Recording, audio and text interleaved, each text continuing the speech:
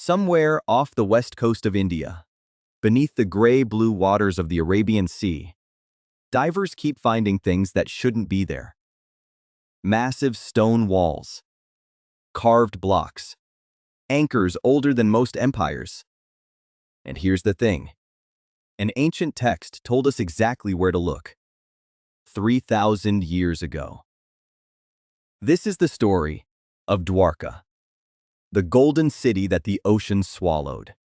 Stay with me, because the ending of this story might actually be true.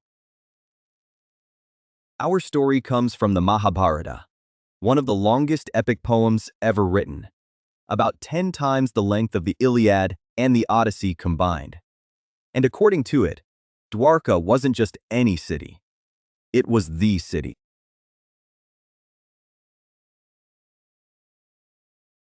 The legend says Krishna moved his entire clan, the Yadavas, out of their old capital Mathura to escape endless invasions. He chose the most defensible spot imaginable, the edge of the land itself. And when there wasn't enough land, the texts say the ocean was asked to give some back. And it did, pulling away to reveal ground for the new city. Dwarka was designed by Vishvakarma, in Hindu tradition, the architect of the gods himself. The descriptions are stunning. Gold-topped towers, gardens, lakes, gateways facing the sea. The name Dwarka literally means the city of gates. Some accounts describe hundreds of palaces of gold and silver. Was some of that poetic exaggeration? Probably. Epic poets weren't exactly known for underselling things.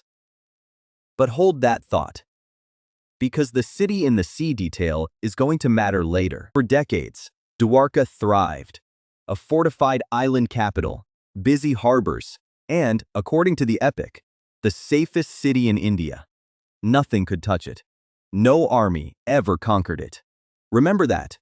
No enemy ever took Dwarka down. Then came Kurukshetra, the apocalyptic war at the heart of the Mahabharata, where Krishna famously served as Arjuna's charioteer. The war was won, but at a horrifying cost. And one grieving mother was about to change Dwarka's fate forever. Gandhari had lost all 100 of her sons in the war. Standing among the funeral pyres, she blamed Krishna. He could have stopped it, she said, and didn't. So she spoke a curse.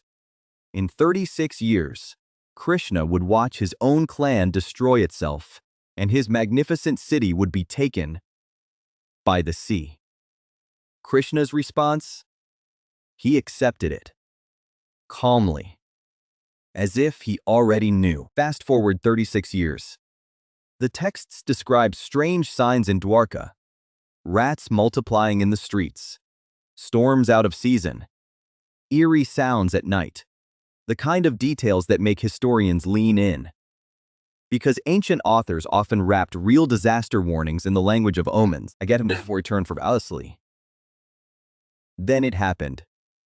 Just as promised. During a festival at Prabhasa, a drunken argument between old war comrades exploded into a full-scale brawl. By sunrise, the Yadava clan, the warriors no army could defeat, had wiped themselves out. No invasion needed.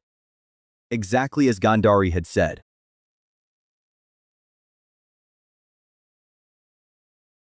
Krishna withdrew to the forest, where, in one of the most quietly devastating scenes in the epic, a hunter mistook him for a deer and loosed an arrow. Krishna's time on earth was over, and the moment he departed, the ocean remembered its old claim. The Mahabharata describes it through the eyes of Arjuna, who rushed to Dwarka to evacuate the survivors. As the last of them left, he turned around and watched the sea pour into the city of gates. Palaces, towers, walls, swallowed street by street, as if the ocean had simply been waiting for permission.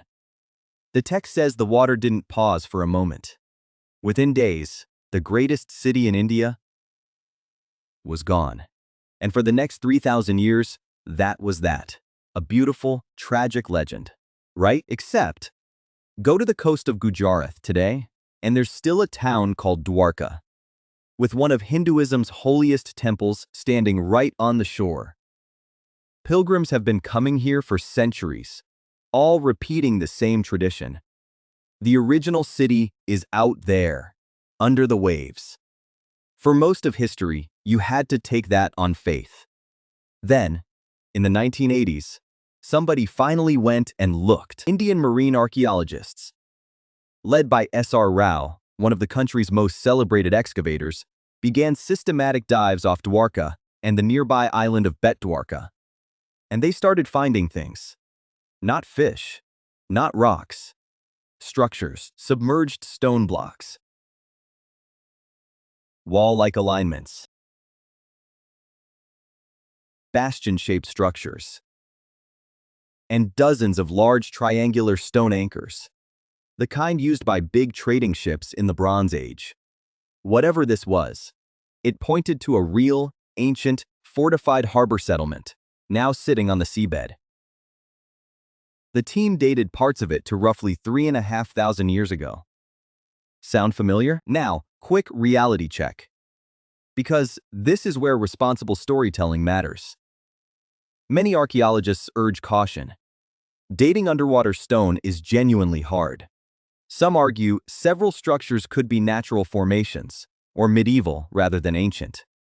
Nobody has found a sign saying, "Welcome to Krishna's Dwarka." What we can say is this: there was very likely a real coastal settlement here, and the sea really did take it, and then it got weirder. In 2001, oceanographers scanning the Gulf of Kambat, further down the same coastline, picked up sonar images of what looked like huge geometric patterns, 40 meters down. Some early tests on recovered material suggested mind-bending dates, 9,000 years or more.